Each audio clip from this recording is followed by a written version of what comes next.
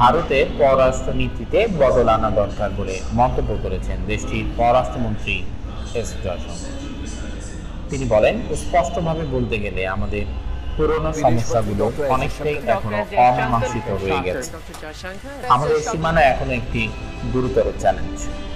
তবে আমরা ইতিমধ্যে একটি নতুন দৃষ্টিকোণ থেকে বিদেশি নীতিতে এগিয়ে গেছি। রবিবার ভারতের রাজধানী নয়াদিল্লিতে ইন্ডিয়াস ওয়ার্ল্ড নামের আন্তর্জাতিক নীতি বিষয়ক একটি নতুন সাময়িকীর উদ্বোধনী অনুষ্ঠানে বক্তব্য রাখার সময় এই ধরনের মন্তব্য করেন। এস জয়শঙ্কর বলেন, বিশ্ব এখন আর দ্বিমেরু বিশিষ্ট বা কেন্দ্রিক নেই। তাই পরিবর্তিত বিশ্ব পরিস্থিতিতে ভারতের পররাষ্ট্রনীতিতে বদল আনা দরকার।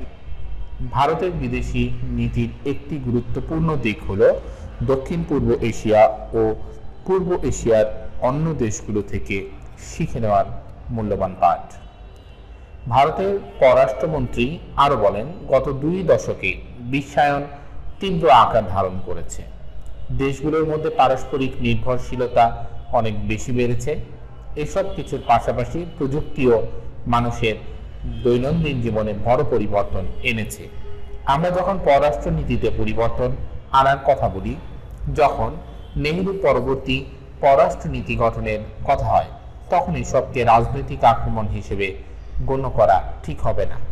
তিনি বলেন, বিশ্বমঞ্চে ভারত ক্রমশ গুরুত্বপূর্ণ ভূমিকা পালনকারী দেশে পরিণত হচ্ছে। আগামী বছরগুলোতে বিদেশে ভারতের প্রবাসী শ্রমিকের সংখ্যা নাটকীয়ভাবে বাড়বে। আন্তর্জাতিক পর্যায়ে আমরা গতিশীলতার বিস্ফোরণ দেখতে যাচ্ছি। তাই বড় করে ভাবা, দীর্ঘমেয়াদে ভাবা বা স্মার্ট করে ভাবাই ভবিষ্যতের পররাষ্ট্রনীতি হবে বলে আমার ধারণা।